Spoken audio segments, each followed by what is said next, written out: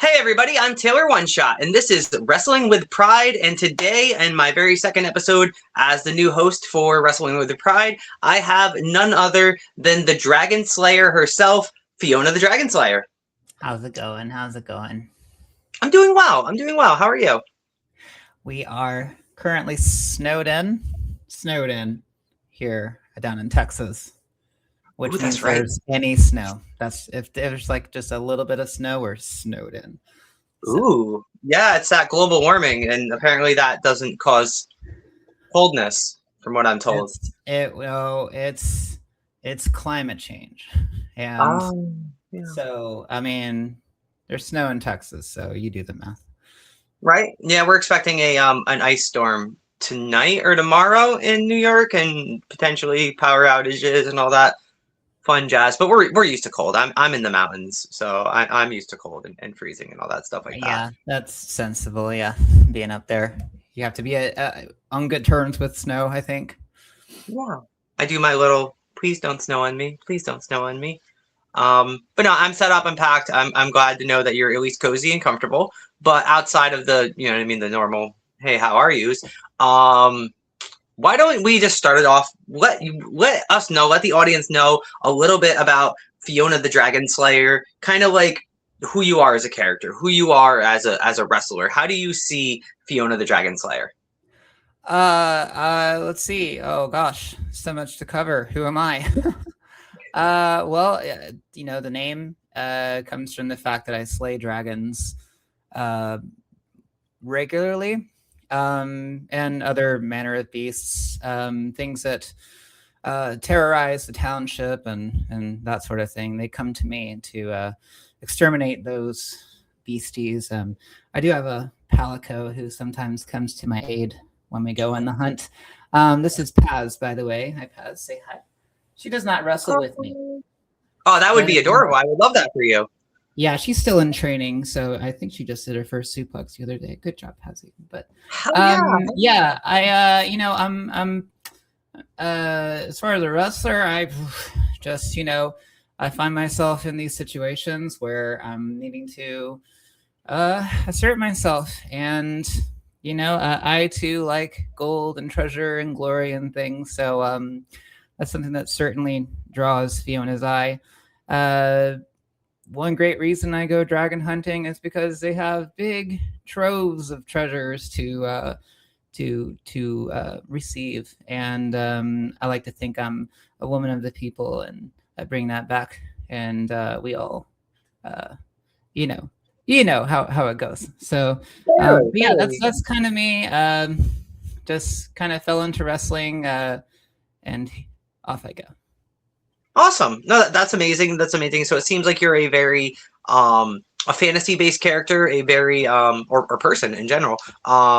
You're very is it whimsically what brought you to find who Fiona is as an in-ring worker? What brought you? Are you drawn from like a D&D background? Are you drawn from maybe like a Tolkien? Are you playing Final Fantasy? Like, how did you come about and create this as a Legend of Zelda? Like, what are the influences?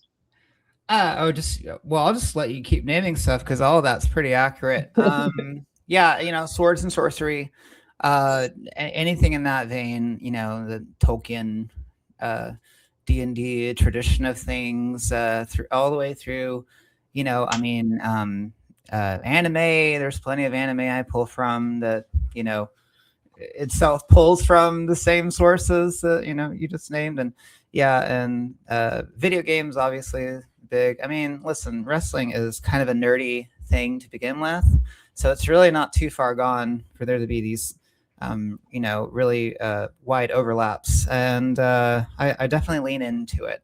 I'm not so much like I don't know, you see a lot of different characters on the circuit, but it certainly feels like I'm in the minority when it comes to you know, really letting my nerd flag fly. And hey, it's all about standing out, isn't it? But that's kind of who I am too. I just really like that kind of stuff, and to me it just makes perfect sense. So here I am. Awesome. No, that's awesome, and it makes sense. It tracks with what I've seen out there, what you've showcased and highlighted out there from your content. And I think that's awesome. I think that does help you stick out. It is you don't see many dragons slayers out there, which is great. I've seen some of your merchandise. It's always very in tune with that. Is that something that you do you I guess what I'm trying to ask about your merchandise is where do you draw from? Do you create it yourself? I believe. I do. I do. I There we do go. my own artwork. Okay, so I am a very DIY kind of person, and I have a pretty strong background in, all sorts of creative lanes, and I like to let that shine a bit. Um, I'm not against working with people. I love working with other people and stuff. But when you have this like vision of what you want something to look like and you have the means to do it, then it's just you plus time and effort. And so I do pride myself on the fact that I make a lot of my own stuff. From my merchandise, the shirts. I believe you're wearing one of my shirts right now, which I did make that myself. And look at that, looks great on you actually. Thank Um, you. I got these. They pop. right? To I made my own gear. I make gear for other people. I did Titantron videos, all sorts of things. So I just like to get my hands dirty, and I dabble in everything. So that's kind Yeah, of my but ethos. that's awesome, and it's very empowering. It's very self-reliant. You now have with these the skill set you have, you're providing opportunities for yourself. You're adding creative endeavors for yourself, for your merchandise. You're putting out your true vision that you can truly highlight and make it exactly fine-tuned to how you want it, as well as gear as well, which is like as a wrestler, that's like it can be so expensive. It can be so time consuming. It can be such a weight and a wonder of what you're going to actually get versus concept versus reality. So for you to be able to have that control yourself that's instrumental in a wrestling career. That is Yeah. definitely something that can, I can imagine, help put you up to another level whenever you want to upgrade. You just go in there and you upgrade it. Yeah, it's that well, I'll tell you, like, it can be very expensive, and that's one of the main reasons I wanted to like learn it, because I'm not afraid to like try stuff, and no one should be afraid to just try it and see how it goes. And I saw that a lot of people were paying a lot of money for gear, and it was nice gear. Sure, it's worth that much money, but in an effort to make things happen quickly and efficiently, cost efficiently, I had to see like how I might do on that. And I will say my first set of gear was not great. It was very ambitious. Uh, and so I've gotten better since then, to the point that like my stuff's been on TV, and it's like I've got a mailbox full of people that want me to make stuff, and I was not good at first. I had to teach myself how to do it, but I'm very big on everything is learnable. And I mean, why not seize control of your image? I mean, this is such an image forward, public facing art form. Why not assert as much control as possible over it? So I taught myself how to sew, taught myself how to make like armor and things like that, and it's a lot of fun. It's a lot of work. It's definitely worth the money. Like, people who charge by the hour and they charge a lot, well, there's a reason for that. It's kind of tough. It's kind of tough, and there's a lot to learn, but it's not insurmountable. And so hopefully that signals to somebody like you too can like kind of make your own stuff. I also like just being able to help people. Like, I train down here at a school in DFW, and there's a lot of newer people who come along, and they get to the point where they're ready to start doing matches, and then they don't have any gear, and so I like to come through with them and try to hook them up and get them going and get like a base set of gear. But it's not an afterthought. It's something that is very much a part of how you land with people. So got to put some thought into it. So this isn't something like you don't have you weren't already doing like, hey, I'm a cosplay queen, or I was, maybe did drag or something in No, the past. no, no, no, I never did any of that. I have a good friend who's they're a really accomplished cosplayer who I was able to kind of bounce things off of and get a lot of good insight on things. And they would show me how to do like certain sewing tasks, and I was like, okay, cool. So I did have that resource, but they don't even live around here. So Oh, the I can't internet. just rope them in to make it for me, unfortunately, without a lot of hassle. So I had to learn it kind of on my lonesome for the most part. That's But yeah, awesome. I've always admired cosplayers and things like that, and wrestling is just kind of an extension of that in my mind. So yeah. Very much so. I always hate at the end of the night having to take off the costume, take off the gear. That's one of my least favorite parts of any show is to be like, oh man, I feel like a badass. I feel like a warrior, a champion. You know what I mean? Well, you're A still a superhero. badass. You're still a badass, costume or no costume. I mean, it's who's wearing it, right? Who's piloting the mech? Correct. This is very true. You spoke about not only creating your own gear, but creating gear for others. Are there anyone that you said it was even on TV as well? Would you like to highlight some of those people that you've been able to provide gear for, or anything like that? Put Sure. yourself over, put them over. Sure, yeah. So, recently signed to AEW. Maya World has worn my gear on TV. Um, I think it was her first AEW match ever. And she has a couple pieces I've made. Exodus Prime is another one. Uh, Insane athlete, and it was an honor to get to make his stuff too. And he was on Ring of Honor not too long ago, and he's been on AEW a bunch too. And there's just a lot of guys, and here's the other thing. You can't be too short-sighted, because some of the guys you see right now, and girls, and everyone, you make gear for them today, and then, a week later, they're, some big company showing it off, and you don't know where it's going to be worn.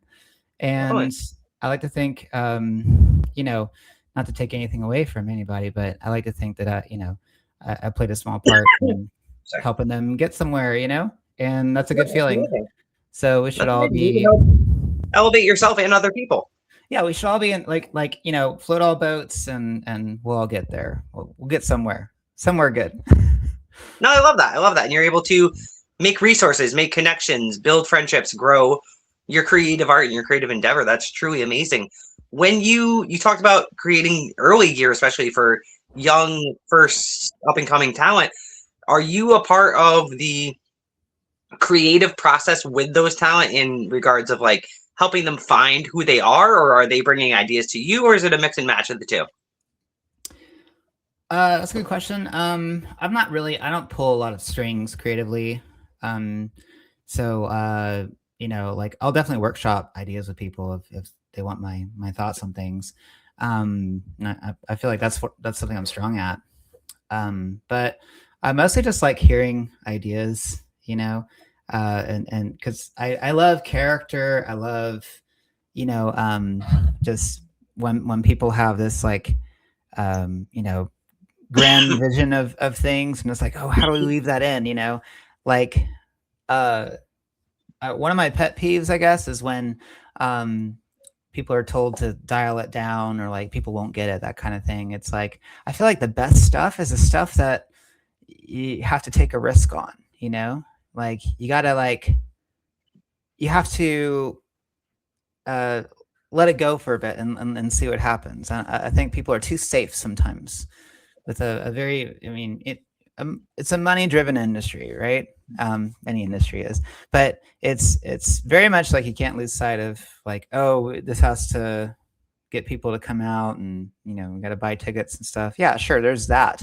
But like, if you take risks, like creative risks, and like, don't play it too safe. I mean, those are those opportunities that really, come back tenfold. Like, that's not the easiest thing for people to embrace sometimes. But I really like, wild ideas, like trying to make wild ideas work, and because sometimes they do, and that's really cool when they do. I like that. I like that. And they always say, and they always tell us endlessly, that some of the best characters and personalities out there in wrestling or any form of media entertainment are the people who are themselves turned up to 11. You know what I mean? Or 12 or Mhm. 13 or 14 or 15. But just being able to draw from your infinite wealth of different things that you might have done in your life, different hats you might have worn creatively for fun, or just any endeavor that you take, you really never know what you're going to draw from and what skill you might learn in any avenue that you can kind of build and push into what you're doing currently. So it's always good, and I'm a huge advocate of just trying to wear as many hats as possible, Yeah. being like that as big as possible. Okay, so we've covered some creative aspects of yourself, learned a little bit about who you are briefly in the ring as a wrestling character, and then you mentioned where you train. So I want to get a little bit more in specific about that. Where do you train? Where did you train? Who are some of the people that you train with, or what? Tell me a little bit about yourself, and where are you based out of again? Dallas Fort Worth area down here in Texas. Somehow I came from, you know, this extra spatial alternate realm to Texas of all places, and I'm used to hostile places, so it's okay. I would imagine that. Fewer dragons here than I was anticipating, but you know, that's either a welcome sight or, you know, or business is slow. But however you cut it, yeah, I'm down here in Texas. It's not people walking around with their horses or riding horses to work or anything. It's more foresty than people realize. But see, that's what I thought it was. Howdy partners and the man. Yeah, it's not a lot of howdy partner here. I mean, not that I'm against that, but yeah, Texas is cool. It's the wrestling is popping off here for sure. I mean, it's a wrestling hotspot. You know, Dallas, Austin, Houston, even you know out in the various, you know, pockets of Texas. You know, the far-reaching corners of it. You know, like I've wrestled out in Lubbock. You know, there's over in Texarkana. So yeah, there's wrestling to be had here, and there's a lot of great wrestlers. We just had the Texas Top 100 not too long ago, where we had like just top 100 wrestlers in Texas, and like you just it doesn't hit you how like the wealth of talent that you'll see here, and any show you go to, there's great wrestlers. But you were asking about me. I'll get back to. So I train at DFW All Pro Wrestling in Haltom City, Texas. It's just outside of Fort Worth, and you know, all manner of people come through there. We just had Mustafa Ali just did a seminar with us not too long ago, and so you know, we get people like that occasionally, but there's just every time I go to training, there's just dozens of people just, you know, making you feel really humble sometimes. You're just like, wow, these guys are so good. And so highly recommend them as a school. And but I trained there I have been training there for a few years. You know, graduated from there, and I've been doing matches around the area, but I'm going all over the place now. Like, you know, I've done Arkansas several times, and you can have a whole wrestling career. You know, 90% of a wrestling career in Texas, pretty much. Texas there's just is so like much. the size of, because I'm from the Northeast and I wrestle and travel throughout the Northeast, and it's like I can say like, oh hey, I've been to you know what I mean, over a dozen states, but like you're saying, to your point, you can fit most of those states in Texas, and you're still traveling the same distance. Yeah, it's like, you know, Texas is big. So if I move over here, like I'm in Massachusetts, and if I go this way, I'm in Vermont. You know what I mean? Right. It's not like that down there. Yeah, it feels like a bunch of states, you know, got just amalgamated into one state here sometimes. So, but yeah, you know, I'm gonna be going to California here in a couple weeks. It's gonna be my California debut, so I'll be out in Los Angeles for. Where are you going there? That's gonna be what's it called? VWC in Wildemar, California, and so that's coming up. I'm excited for that, and yeah, I'm trying to spread my wings a little bit more this year, and you know, visit some unseen realms, you might say, and see what's out there, because I hear about great wrestling all over. So why not get my hands dirty, get my feet wet?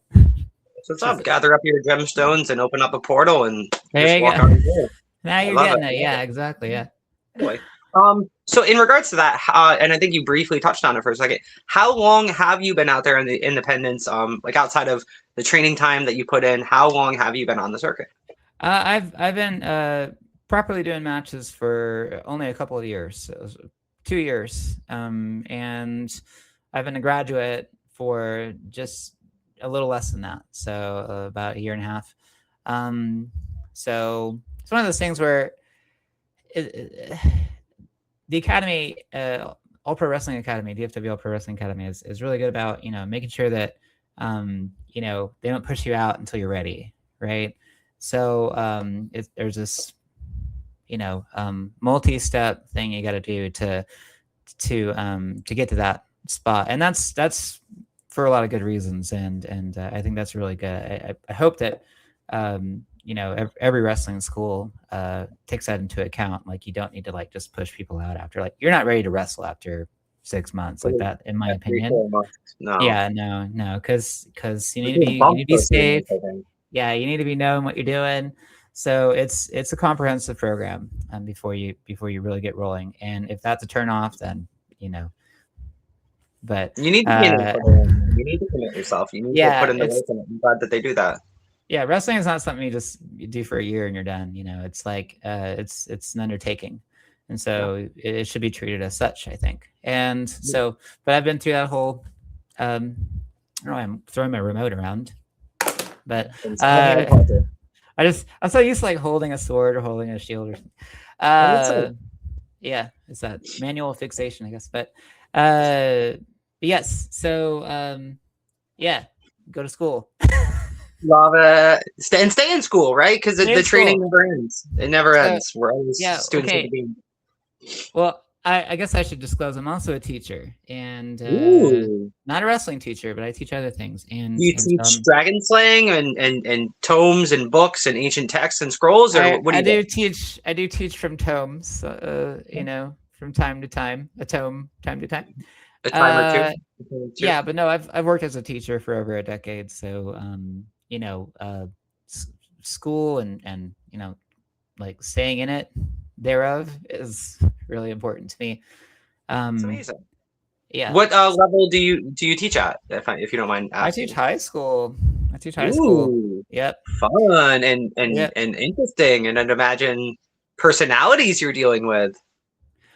Oh yeah, I mean, I wonder sometimes what has a stronger personalities, Yeah. wrestling or high school, but This is true. yeah, but no, it's good. I mean, it keeps you young for sure.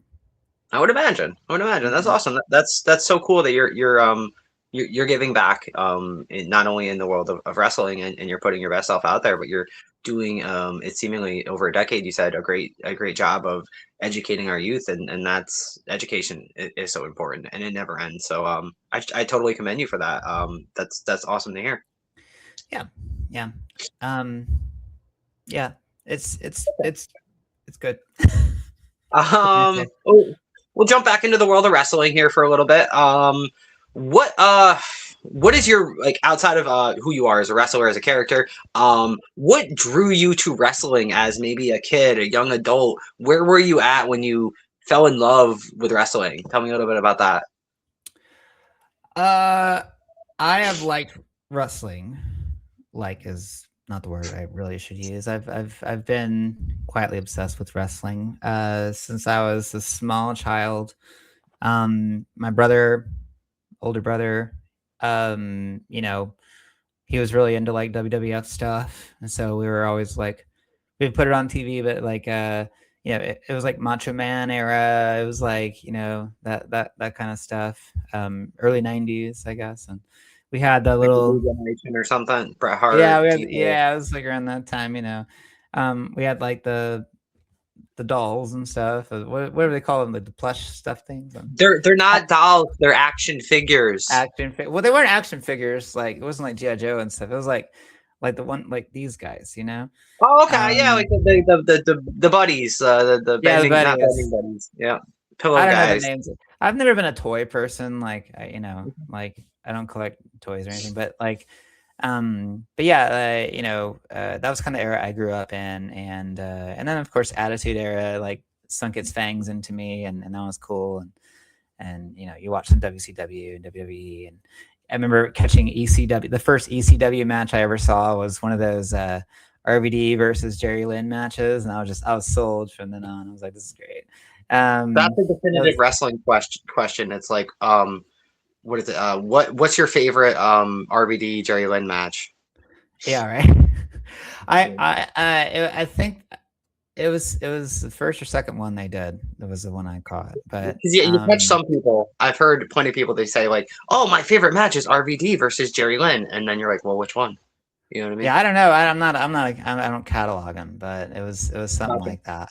And I do know it was one of the first two, I think, encounters they had televised. But well, I wasn't quizzing you either, so I don't want to. Okay, yeah, I'm not a scholar either. Yeah, like I appreciate when people they know all those details. I'm not that person. Like, Yeah. you know, like you can ask an NFL player like trivia, they might not get it, but they might be like a really good wide receiver or something. Yeah, we all have our skills. But I have my passing fascination. Awesome. Sure. Course. So you mentioned early new generation era, Attitude Era, some WCW and stuff like that. You were probably more into WWF than WCW. It kind of seems. It was weird because I was into WCW initially, and you know, like my guys were like Rey Mysterio and Kidman and all them, and I liked the cruiserweights because they were fast, and then I jumped ship eventually to WWE, and it's like, you know, then you have like Mankind and all these guys, and you're like, oh man, you know, and like Mankind with the white shirt there. Yeah.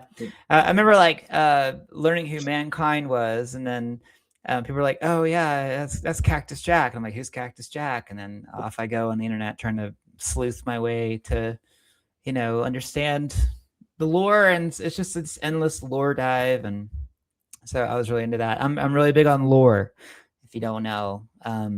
Like it kind of ties in with the fantasy thing. Makes sense. Yeah, so but just the story of it, the character, I mean, that is like when people say like story is everything, like yes, like story is everything, you know. Like that's why you care, and that's why I've always cared.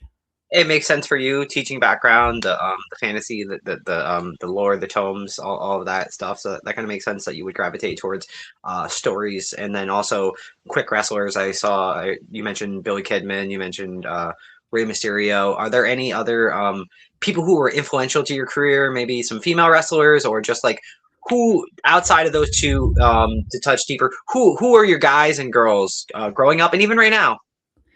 Oh gosh. Okay. Well, I mean, you know, there were a lot of girls at the time too. Not nearly the wealth that we have now, but you know, like obviously like China, you know, and then I didn't discover this until later, but like AJW, watching all those ladies on AJW, and gosh, nowadays, I mean, like it's like as much as I wish I could do some of the stuff that people do now, and like, you know, I don't do a lot of like high flying moves, at least not yet.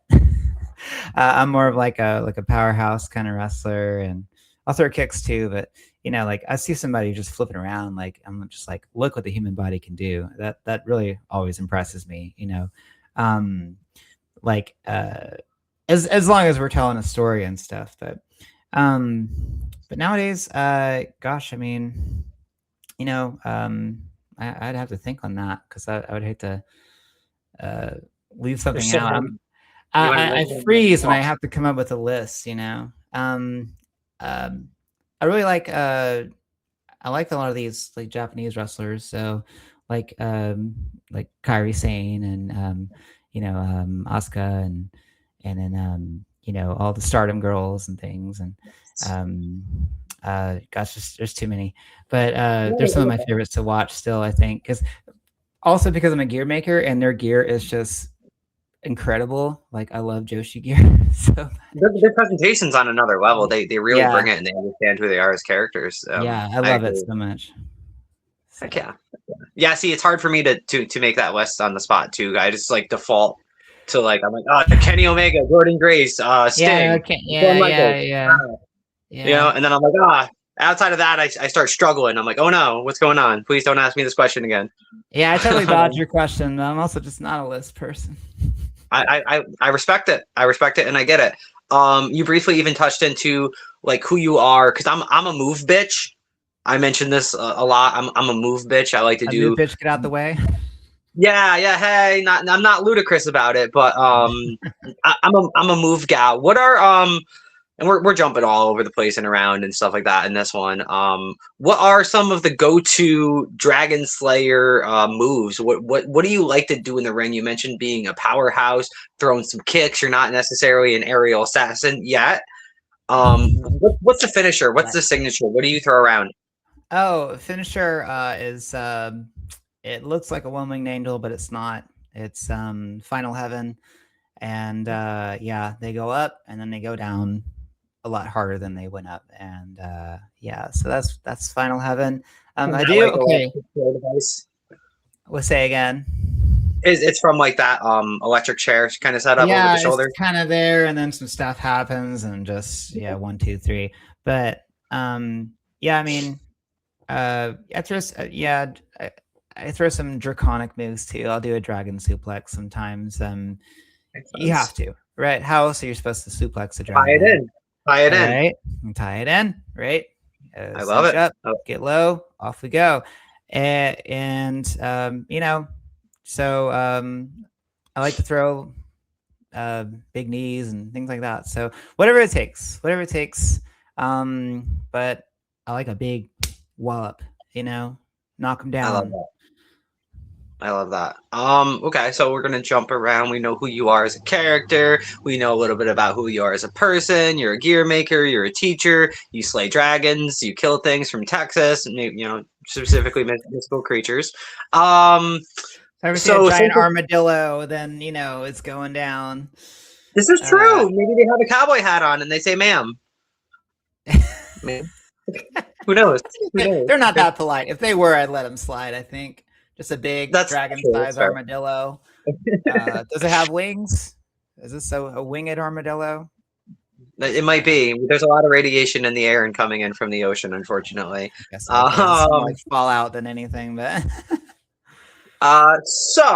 since this is a queer wrestling podcast, I wanted to broach the subject of, especially because you are in the South, you are in an area that I haven't visited or traveled as much, and then our guests are always, or our viewers rather, are always curious to know.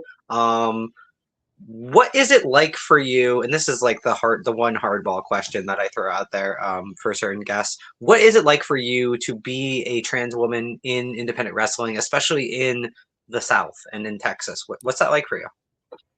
well, I went in It's a loaded with question. yeah, no, and I'll give it a a good answer here. I'll give it an honest answer. It's one of those things where it's like you know, uh, you want to be authentic to yourself, and you want to um, find the courage to set out and pursue anything you want to do, without fear of judgment or any of those things that we fear sometimes. And so wrestling, I really didn't know what the culture might be like behind the curtain, and but I wanted to see what was going on, and I didn't want any sort of trepidation to keep me from doing that which I wanted to do.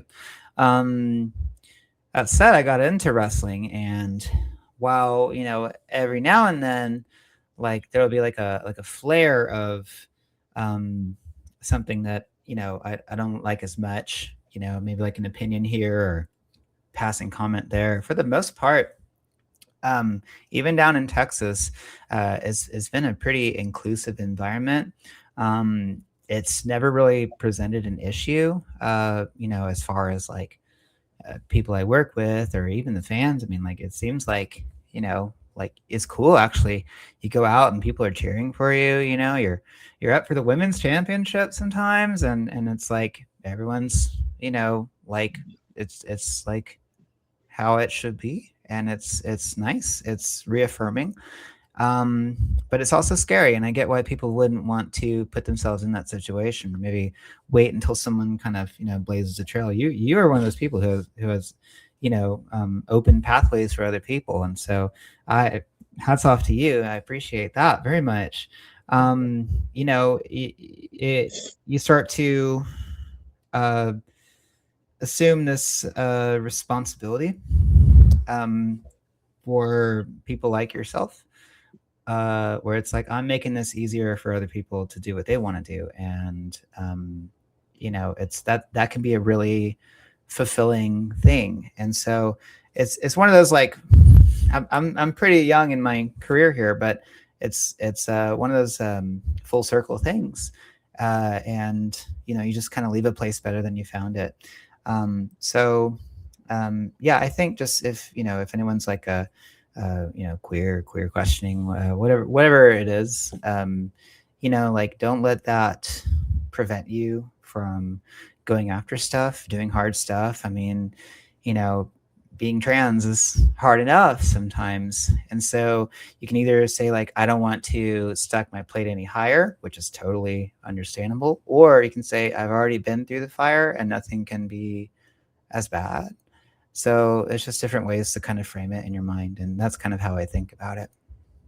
That's awesome. That's awesome, and it's one also. Thank you so very much. I'm never fishing or anything like that, but Oh it yeah. does it helps to hear. It really does, because as you know, just as well as myself, is when we do ask some of these questions about who influenced us, who did we look towards, what women, what men. Our generation very much lacks the representation to lean on and to mention. We don't have as many. We had there's a few girls before kind of the generation that we're in. All you got your Mariah Moranos, your Broken Doll Roxy's, PJ the Whip, Nyla Rose, and such, Mhm. Giselle Shaw, and when I have you. Um, but I mean, really, they were kind of that early little wave there that they kind of did, and but they didn't come until we were already adults. So we don't really have that representation to fully look at. So for those women who are still at it, and for us in the generation in the crop or whatever that the class that we're in, we have a real opportunity and responsibility. I feel like that we can be empowering. We can be watching a podcast 10, 15 years from now, and you hear men, women, guys, gals, non-binary pals mentioning names like us. You really don't know what influence you might have, and Mhm. seeing your face, you know what I mean, out there thriving, surviving. I mean, even 5, 6 years ago for myself, I was always aware of these people, but seeing like Nyla on TV for me was like, oh my god, I can actually do this. Yeah. This is achievable. I can do this. And I really think that what we're doing now is laying down the groundwork of having people be able to quote us, to be able to quote them, our peers, Mhm. across the LGBT arena, and not just trans folks, but queer folks, and to finally break that line, because that's what I want so much. That's my life mission outside of winning belts and all that stuff. Is let's give the next crop and the people next to us people to mention, people to quote. So Yeah. I'm glad to hear that you're not having as many. Granted, I know there's the complications, the problems, like you said, the stray opinions and stuff like that. But I'm glad to hear that it hasn't been deterring for you. No, not at all. Um, I mean, you'll have your emotional ups and downs and stuff, but you just you can't be rash. And you mentioned something about like getting on TV and like, or like winning championships and stuff like that. And it's like, um, don't underestimate the power of you know just landing with a small number of people, because I think again, with that money mind of like, I have to sell a lot of tickets, I have to be the biggest, most unavoidable thing possible. Like some of the most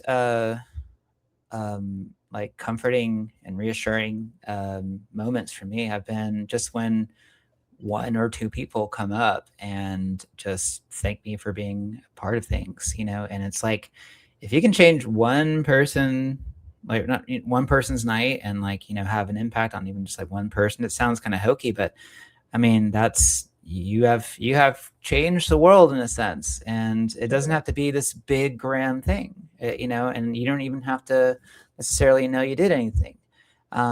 It's just like sometimes you just kind of have to just go out there and be that, and if that were more commonplace, then we would be more commonplace, if that makes sense. It wouldn't be such a rare and special thing. And so, let's make this not so rare and not so special, and let's just let it be normal. I totally agree, and I love that, even that sentiment of you don't need that huge arena, that large exposure system. You can just change one life. You can affect one life. You can affect that one fan who comes up to you, and like you said, lets you know back in return that you've made their night, you've made their day, you've inspired them. It's one life at a time. Not to be corny or hokey, but I really like that, and I like you kind of dialing it back down to say like it doesn't really matter where we are. We're always having an impact, just existing, just representing even Mm-hmm. outside of trans women as women in wrestling. It's We also have the most it's also the most defiant thing you can do as a trans person is to just be unwavering and just be unshakable. Like, yeah. I'm gonna do whatever I want to do. I you love know, that. stick it to the man. Yes, I agree, especially right now. I don't That's the one thing I don't really like talking about on the podcast or anything. But I think we both know what we're talking about. Yeah, Just being ourselves, existing, living, surviving, and not death before detransition or whatever. Let's go. Hey, fight the make power. make a cup of Um, coffee. Right? hey, yo, That's my boy Camus. Wake up, make a cup of coffee. yes, yes. Okay, so let me go with this question here that I'm gonna pluck from my question book that's totally right in front of me. It doesn't not exist. It's here. Um, what are some accomplishments that you're proud of? What are some matches, some moments that you've had that you like really made you be like, yeah, I'm a wrestler. I'm doing this. Oh gosh. I mean, let me sift through my memory bank here. God, like I've had some great matches for sure. Some that leap to mind. Like I had a great match against Nova Phoenix when I was starting out. LC Mox, shout out to Game Time LC Mox. Um, London Dior. It's always fun facing her. She's very knowledgeable about what she does. She's very good. Obviously Maya, Alejandra Quintanilla. There's been a lot of great people I faced: Evelyn Carter, Morgan Mercy. Just I can go on and on and on. But I've had some great opponents, some great matches, and just great honors to share the ring with some of these people. I think my favorite moments are the ones where like I really let my history as a dragon slayer kind of shine. Like, I don't know, I like sometimes they let me take my sword in and I can actually do my thing that I'm so used to, because wrestling's a different game, True.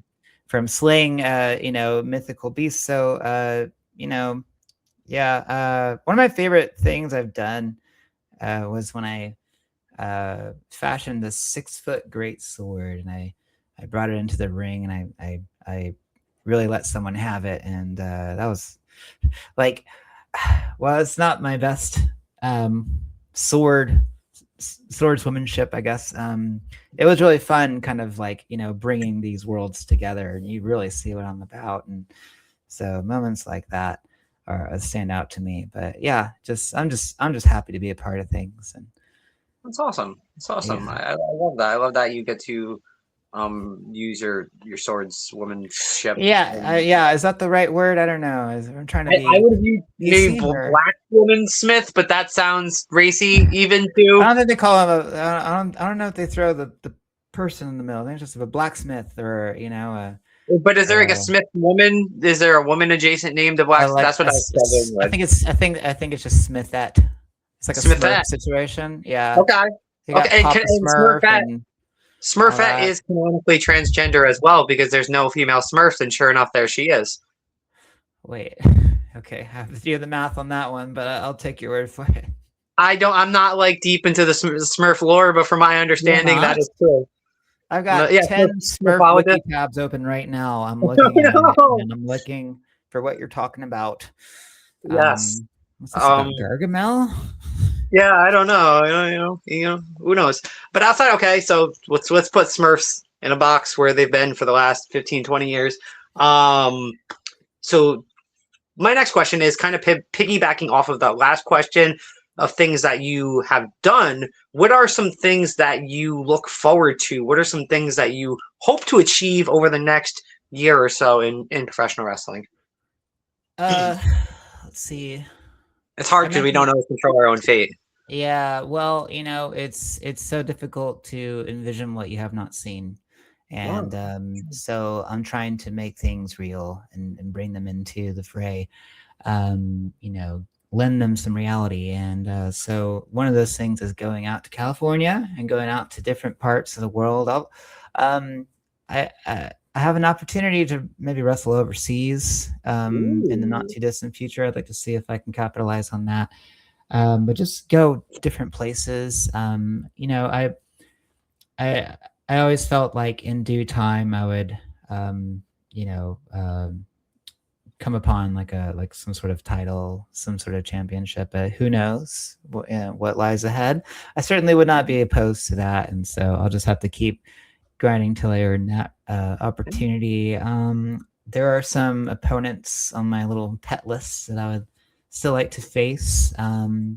So we'll see if you know if that comes to fruition. There's a lot of things. This probably sounds like just a run of the mill answer, but I mean it's just those things I haven't uh, quite done yet in my young wrestling career. Let's see what I can pull down this year, but I'm gonna try to fire on all pistons, I think. That's awesome. Explore as many caves as possible. Turn over as many stones. You never know. You might find some gold. Yeah, I Maybe like gold a the lot. high potion. I like gold and jewels and things. I'm saying, and I very much think that you deserve that. And sorry, it's congestion season in the Northeast, whatever that means. I walked into the wrong cave apparently. Oh yeah, Uh, well you gotta be careful about that. Yeah, yeah, those flu shots, they're a doozy. it's that dead air, and yeah, This it's is true. This is true. stale air. Okay, so what are some where are some places that so you mentioned you have a show in California coming up. What are some places and some matches, some bookings that you have that you might want to, I don't know when this is airing, that you might want to put out there into the ether? Some people might be watching this 6 months after the matches already happened, but what do you want to promote right now? What do you want to promote? If you're not already paying attention to Texas wrestling, you absolutely should. Check out DFW All Pro, VIP, MPX. That's in DFW area. Check out like down in Austin, down in Houston, Arkansas. Take All Challengers Wrestling, TACW. Definitely check them out. That is a gem in the rough for sure. I love working TACW. Shout outs to William Blackwell and the great people at TACW, and also great pizza at the pizza place they do it at. So get yourself a slice. But beyond that, like I'm looking to make new friends and new allies, in my fight against the draconic overlords that threaten our realm and who must be put down at all costs. That is my sworn oath and my journey that I have resigned myself to. I will slay every dragon that comes my way, and there will be no exception. Sorry, I'm going off on my tangents here. I just really don't like dragons very much. I read that. The room is red. Hence the name, I guess. They fear me, and I don't fear them. No, I don't fear them. As a matter of fact, I I will put them down handily, and they know that. That's why they cower in my presence. So just be forewarned if you are the type who is of draconic heraldry, you will not last long in the face of Fiona the Dragon Slayer. Just stop talking. Sorry. I told you I No, you're wouldn't go good. off on this little dragon slaying thing, but No it's just like worries. I was gonna ask if you did you play Skyrim? Did you kill Parthenax? yeah. Well, that was a trifling dilemma indeed, but there's much to be learned from that. But I am the Dragon Slayer, and they call That me does track. That and then yeah, you had the struggle with being a dragonborn. You don't have to get into that too much. That's like, I wouldn't say that too loud, but it might have been tough to deal with. Is all I'm saying. yeah, I admittedly was a bit of a dragon sympathizer. I didn't kill him. I'm not you. You know. It's okay from time to time to It's waver, okay. but It's okay. you must uphold honor when you can summon the strength to do so. Oh. See, I'm just a hit woman for hire. I'll, you know what I mean. I'll go after whoever you want me to. If you want me to kill him, you gotta shuffle up some gil. I need some gilly, some mun. Some gilly, yeah, some of that Skrilla. Yeah. Gilly. I got a fresh pile of mun I just got the other day. You know what I mean? I got it trying to stack that mun. When you start talking GP, you pass your prime. Yes. My partner, she loves the RuneScape, the really, really old RuneScape. Oh, yeah, okay. 2007. Yep. Yeah, she still plays it now in the year of the Lord 2026. So one question I do like to ask people is, what is a fun fact about Fiona that is maybe outside of wrestling, outside of slaying dragons, outside, you've already mentioned being a teacher. You could have used that one here, but you've already said it. So now I already know it. Okay, what is it? Fun fact about Fiona. This is a true fact. Is I was at one time the world record holder for Sonic the Hedgehog speedrunning. Which game? The original? The original, yes. Ooh, beat the game glitchless. Yes. Okay. I've reset that game over 5,000 times. I know it because my live split says so. And I used to stream that constantly. And I've been on Games Done Quick a few times. Most recently last summer, SGDQ 2025, where I got to do a little wrestling run-in, actually. So check out the AEW Fight Forever run from SGDQ 2025.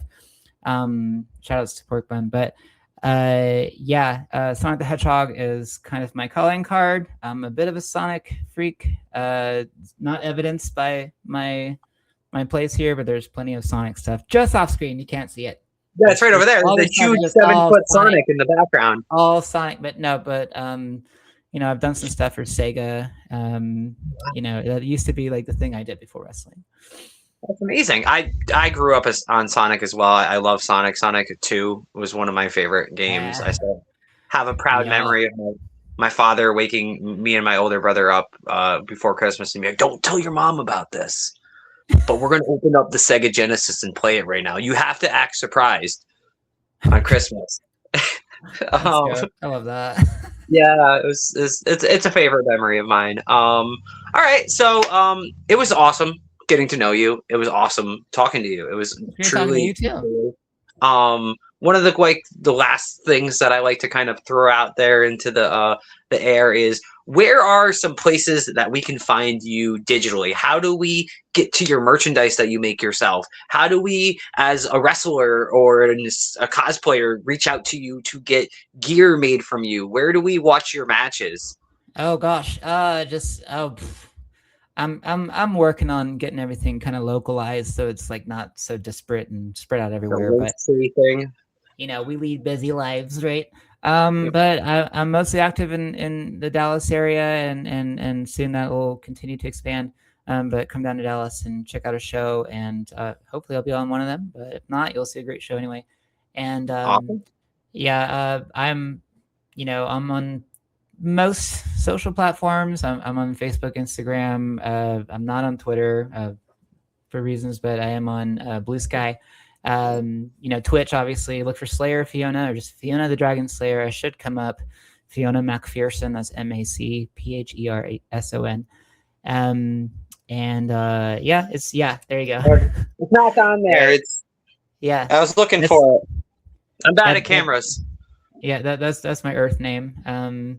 But yeah, just check me out, Slayer Fiona or Slayer Fee sometimes. And if y'all ever want to play League of Legends or something, let me know.